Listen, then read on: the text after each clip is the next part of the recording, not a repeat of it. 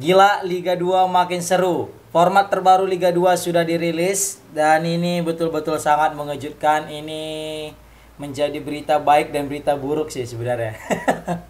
Kenapa aku bilang berita baik dan berita buruk? Berita baiknya, jadi udah jelas. Tapi sebelum kita bahas berita baik berita buruk, kita jelaskan dulu gimana sih Liga 2 ini yang akan datang, guys. Jadi Liga 2 ini bakalan berbeda dengan Liga 2 musim lalu. Kalau musim lalu jelas ya, Liga 2-nya itu dibagi 3 wilayah kayak biasa.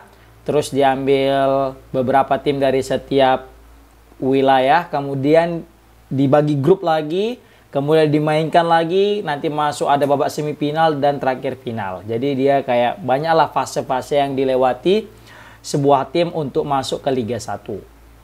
Tapi untuk Liga 2 tahun ini tuh sangat-sangat berbeda. Kenapa aku bilang sangat berbeda? Karena yang sebelumnya ada fase di mana fase babak 8 besar, ya, babak 12 besar, 12 besar atau 8 besar atau babak 4 besar. Kali ini tidak ada babak besar lagi, guys. Yang ada babak kecil. Jadi langsung per grup itu langsung siapa juara grup dia yang akan langsung menuju Liga 1, guys. Langsung dapat tiket otomatis ke Liga 1. Jadi kita bahas dulu nih secara rinci. Durasi kompetisi, kata dia durasi kompetisi ini nanti dari bulan September 2024 sampai Februari 2025. Tergolong singkat ya, bulan 9, 10, 11, 12, 1, 2. 6 bulan lah sekitar kompetisi Liga 2 ini. Jumlah peserta ini diisi oleh 26 klub. 26 bagi 3. Kalau 27 bagi 3 itu 9 kan. Berarti di suatu grup itu bakal ada yang 8 klub, guys. Oke. Kita masuk ke format kompetisinya, guys. Di format kompetisinya ini babak grup ya, atau kita bisa bilang babak pendahuluan itu terdiri dari home dan away. Jika seluruh tim ada sekitar 26, maka di grup A itu terdiri dari 9 tim, di grup B itu terdiri dari 9 tim juga, di grup C itu ada sekitar 8 tim. Nah, jadi nanti 9 tim, 8 tim ini akan bermain secara home dan away, kandang dan tandang. Berarti ada sekitar 16 pertandingan ya. Kalau aku nggak salah itu sekitar 16 pertandingan. Baik itu 8 kali main kandang, 8 kali main tandang. Tapi kalau untuk yang 8 grup itu kayaknya sekitar 14 kali pertandingan saja, guys. Kemudian setelah 26 klub ini dibagi menjadi 3 grup, maka mereka akan bertanding. Setelah bertanding, siapapun yang berada di puncak klasmen di antara ketiga grup itu, maka ia berhak mendapatkan tiket lolos bukan ke babak lagi, tapi langsung ke Liga 1. Biasanya kan ini ada proses namanya babak 8 besar.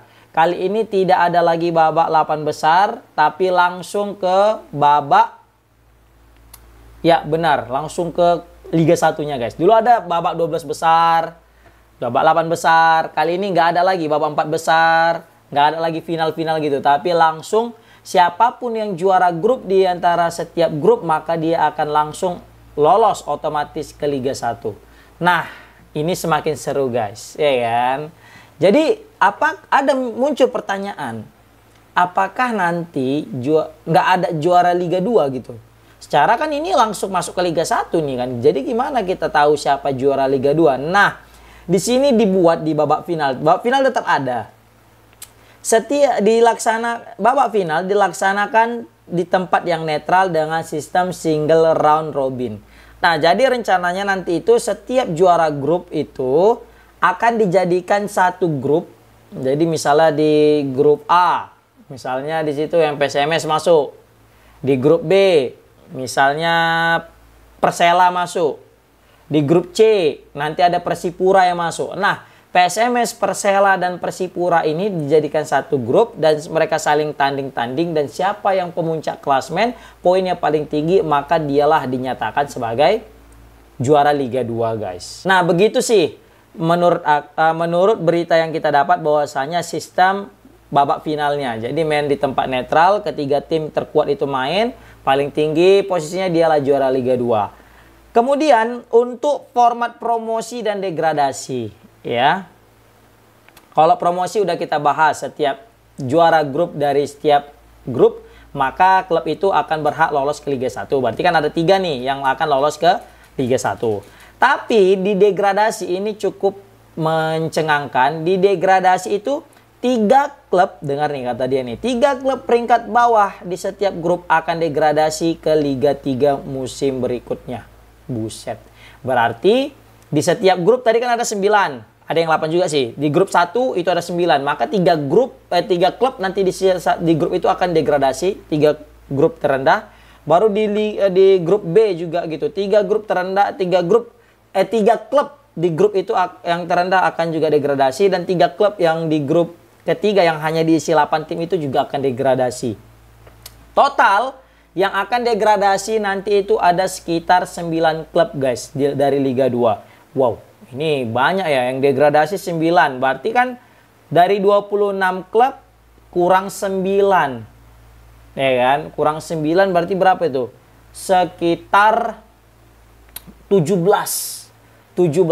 tim ya kan yang akan main di Liga 2. Nah, tapi kan nanti ada lagi yang masuk ke Liga 1, terus ada yang turun ke Liga 2, terus ada juga yang naik ke Liga 2. Nah, kayaknya ini mungkin mau dibuat jadi lebih rapi lagi sih Liga kita ini, biar kesannya itu nggak kayak Liga-Liga gimana gitu kan. Karena kan namanya juga Liga.